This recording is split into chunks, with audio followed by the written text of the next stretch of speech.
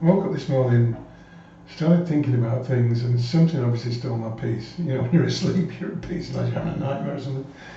And God said to me, how much of your lack of peace, how much of your disquiet is fueled by your ego? And I went on a journey that allowed me to realise that actually it's quite a lot. And that revelation allowed me to dissect the root, or if you like, or to go on a journey. And I'm going to start this with a short video and then stop, pause, and maybe come back with some more. But there's a journey here for us to go on that dissects our lack of peace, or our, to take it to its ultimate, our depression. Another word for it would be anxiety. All of these terminologies that the world is seeking, generally speaking, counselling from others for, is fundamentally a lack of peace. And if it's our ego, then do we need an antidepressant? Do we need a counsellor, or do we need to just investigate it a bit and deal with it? So I had to agree with God, because he was revealing something, but really he was telling me what I was like. I had to agree with him that a lot of my disquiet, my lack of peace, is fueled by my own ego. Now, what is ego? What's ego about? Well, it's generally about what other people think about us or feel about us. And another thing that came to mind during all this was something I had an old friend of mine preach one Sunday morning in a church I was in some years ago. And he said this.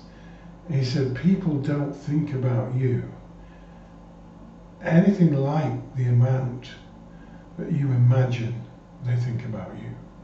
And what he means is, we other people don't spend as much time on us as we spend on us, or we think they spend on us.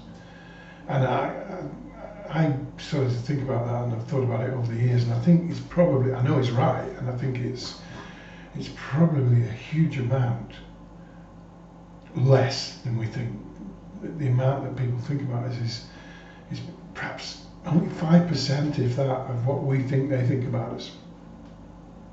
So if you take that arithmetic, or that equation, if you like, and you say that our anxiety, our lack of peace, even our depression, oppression, all those horrible things that we all feel from time to time, is fueled by our ego, and our ego is fueled by what other people think about us, and they only think about us 95% of the time that we think they think about us, then at least 95% of our disquiet is unnecessary.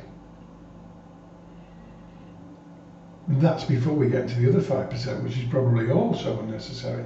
But if we can take that on board and start to, instead of rushing for the antidepressant or calling the counsellor, if we can just say, hang on a minute, I'm not feeling too chipper this morning. What's disturbing that? And then we could go on from there, actually, to what fuels the way you think you need to be to get that 5% of the time that people are thinking about you into the right place for you. You'll probably find that's fueled by your rejection. So there's a whole journey to go on here, and I'm, this is just an introduction, but I'm looking forward to seeing what God does with this.